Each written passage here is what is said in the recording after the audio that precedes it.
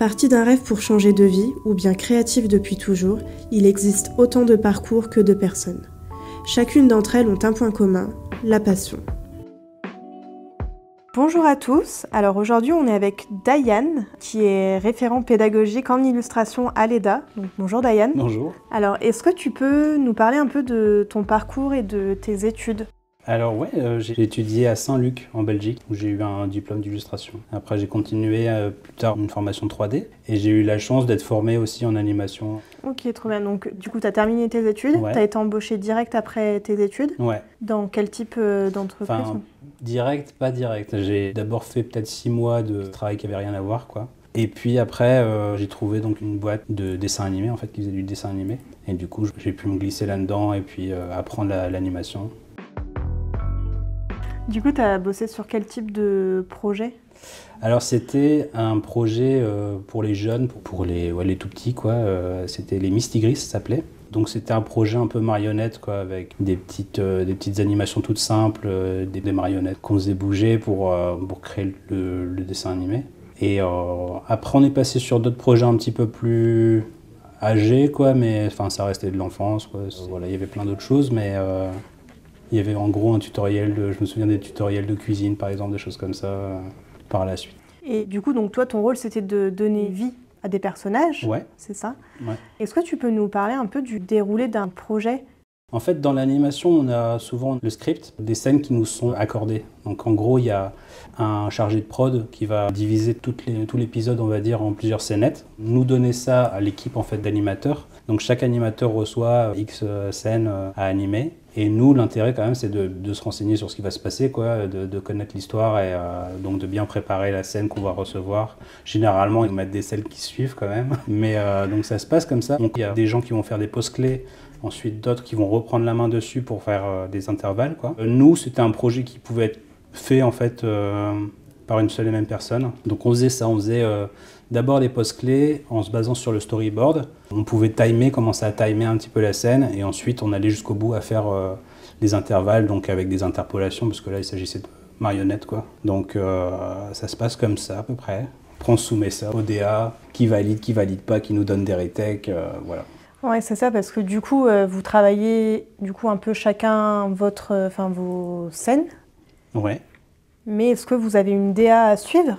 Ouais. On vous impose quand même quelques contraintes. Oui. Bah alors la DA, du coup comme c'était des marionnettes, on n'avait pas redessiné les personnages, tout ça, donc c'était le point positif, ouais. Ça changeait pas. Mais sur le style d'animation, on pouvait pas avoir un animateur qui faisait un style manga et un autre un style trop mou. Et ça se faisait un peu naturellement, on regardait ce qui avait déjà été fait pour une scène modèle par exemple, et on pouvait s'en inspirer pour nous construire un peu, faire l'animation en fait. Est-ce qu'il y a quelque chose en particulier que tu aimes dans l'illustration, enfin un domaine que tu apprécies particulièrement ? Je sais pas, j'aime beaucoup de choses en fait dans l'animation, donc ça peut être autant du livre jeunesse, des couvertures de bouquins, des cartes de jeux par exemple. Je sais que je jouais aux cartes Magic avant quand j'étais ado, donc c'est ce genre de médias, de médiums où on peut voir plein de types d'illustrations différentes et je suis un peu intéressé par tout. Puis en plus, le passage dans le dessin animé aussi, ça m'a aussi ouvert à plein de différents styles aussi, donc ouais, je peux pas trop dire, quoi. J'aimais bien la BD aussi, donc j'aime un peu de tout dans tout ce qui touche à l'image qui raconte quelque chose en fait. Du coup, je rebondis sur ce que tu dis. Tu as des inspirations, des références sur lesquelles tu t'appuies pour faire tes projets ? Ouais, forcément, j'ai des inspirations. J'essaie de remplir des carnets de croquis, par exemple, d'imagination, et je suis forcément inspiré par ce qui m'entoure. Et moi, j'aimais beaucoup tout ce qui était des styles un peu disneyens, quoi. J'ai noté Glenkin, par exemple, travailler sur des personnages de Disney, comme La Petite Sirène, par exemple, ou je crois... La Belle et la Bête aussi. Enfin, je ne saurais pas exactement sourcer tout ça, mais un style très rond, très Disney. Et après, j'ai découvert aussi quelques artistes en BD que j'aimais bien. Et j'ai su par la suite qu'eux aussi avaient des liens avec l'animation, comme Claire Wendling par exemple. Elle avait travaillé pour aussi des studios d'animation que j'ai connus en fait à travers la BD, quoi. Après, il y a Juanjo Guarnido, qui a fait la BD Black Sad, qui sortait aussi de studios d'animation. Marrant d'avoir tous ces gens qui sortent de l'animation pour faire de la BD finalement. Ouais, finalement tout se lie un peu. Ouais.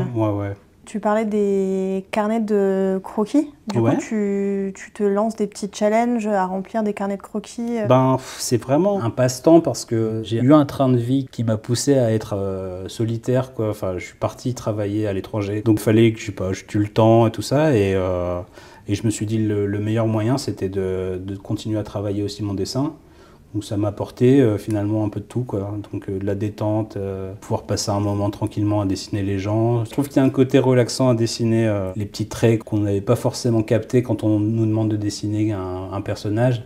Au plus ça va, au plus je me rends compte, mais oui, mais ça j'aurais dû le dessiner, mais des années avant dans mes dessins, on aurait dû retrouver cette ride-là, ce pli-là, des choses comme ça, quoi. Donc ouais, ça, je sais pas, il n'y a pas de but, il n'y a pas vraiment de finalité à ça, mais j'aime bien remplir des carnets de croquis. Je me dis que peut-être je devrais justement essayer de trouver une façon de transformer le hobby en projet. On tient quelque chose. Peut-être, ouais.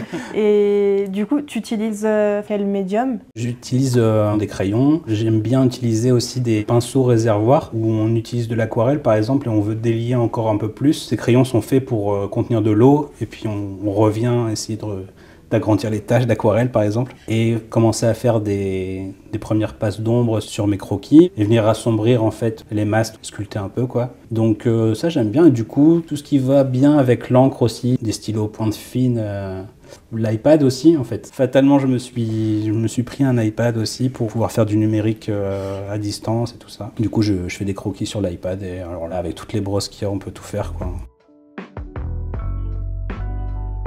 Et du coup, tu travailles en couleur ou qu'en noir et blanc? Avec l'iPad, je fais beaucoup plus de couleurs qu'avant et maintenant je fais que ça quasi. Justement, je faisais beaucoup de choses en noir et blanc et la couleur c'était un petit peu quelque chose que je délaissais, je trouve. Donc je me suis dit tiens, ce serait une bonne façon aussi de se faire l'œil. C'est quelque chose qu'on peut faire n'importe quand en fait, pas besoin d'avoir des gens autour. On peut juste regarder une tasse et se dire allez, petit défi, je refais la tasse, j'essaie de capter les teintes et tout ça. Ok, ouais, donc le fait de passer sur un autre support, donc l'iPad, ça t'a aussi permis de développer ce côté-là. Ouais, voilà, d'aller un peu plus loin en fait dans la couleur avec l'iPad, ouais. Et de l'animation. Oui, du un coup, petit peu d'animation. Ouais. Ça fait longtemps que j'en ai plus fait, mais du coup ça me permet aussi si j'ai envie de changer de sujet un peu, je peux faire d'animation, voilà. Et l'animation, tu les travailles sur quel logiciel? Je fais ça sur Procreate aussi. Okay. En fait, c'est pas vraiment optimisé pour ça, mais c'est suffisamment souple pour permettre de s'amuser quand même, de faire des trucs bien, quoi. Nous allons passer à un autre sujet. Oui. Enfin, on va parler du concept art. Est-ce que tu peux nous expliquer en quoi ça consiste? Le concept, c'est donner les premières images en fait et définir le style d'une série, d'un film. Il y a le visual development où c'est vraiment une collaboration avec le directeur artistique qui a besoin justement d'avoir des premiers personnages, des premiers décors, tout ça.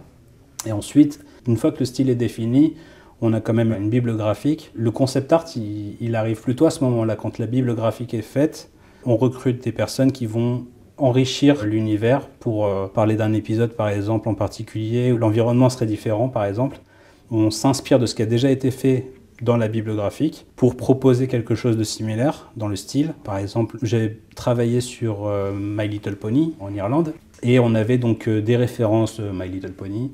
Si y avait un épisode où on devait concevoir une espèce de montgolfière pour transporter les poneys, hein, et il fallait du coup qu'elle ait un look mignon, un peu enfantin, un peu girly, qu'elle rappelle aussi les poneys tout simplement. Du coup, c'est ce genre de choses qu'on va demander au concept artiste, ce serait de concevoir des véhicules, des décors, des personnages annexes aussi, et garder le style de la série qu'on met en place, qu'on crée. Et du coup, toi, tu as déjà eu l'occasion de travailler C'était après mon expérience en animation qui n'a pas duré si longtemps que ça finalement. J'ai pu travailler en Finlande pour faire du concept sur les décors, et il y a eu quelques exceptions, mais c'était sur Angry Bird. Donc c'était le jeu vidéo mobile qui fonctionnait bien à l'époque. Ils avaient lancé la série sur YouTube, des petites animations, je sais plus, de 3 minutes peut-être. Et forcément, donc ça grossissait, ils recrutaient, j'ai eu la chance d'être pris, et puis c'était très belle expérience d'ailleurs. C'était ma première expérience de concept artiste vraiment, quoi. Ça a l'air ultra stimulant comme univers. Ouais. On s'ennuie jamais. Pour le coup, c'est vraiment de la créa pure, quoi. Il n'y a jamais vraiment de je dois reprendre tel style et ça, c'est chouette. Et du coup, donc un peu plus tard, tu t'es tourné vers la pédagogie, donc quand tu as rejoint l'EDA. Est-ce que tu peux nous expliquer pourquoi tu t'es tourné vers la pédagogie, la transmission ?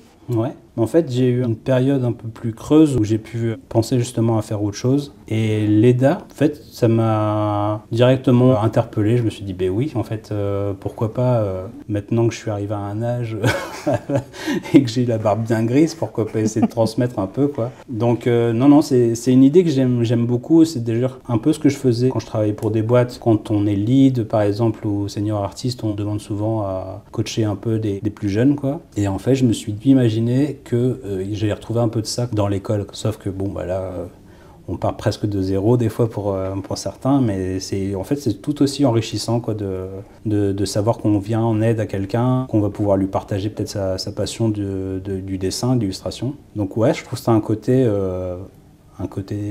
pas noble, mais en tout cas, ouais, je sais pas, sympa, quoi.